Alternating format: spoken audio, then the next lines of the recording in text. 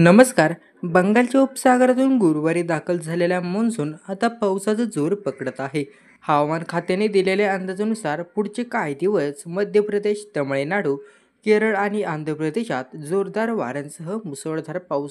नमस्कार मित्रांनो, व्हिडिओला लाईक करा, चॅनलला सबस्क्राईब करा आणि बेल आयकॉन प्रेस करून ऑलवर क्लिक करा आणि कमेंट्समध्ये तुम्ही कोणत्या शहरातून व्हिडिओ पाहत आहात ते कमेंट करा. केरळमध्ये प्रवेश करेल अशी शक्यता असून त्याआधी महाराष्ट्रात मान्सूनपूर्व पावसाने आपली झलक दाखवायला सुरुवात केली.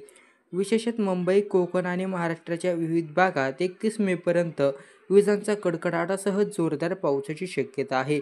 तर हे जिल्हे राहणार आहेत रडारवर.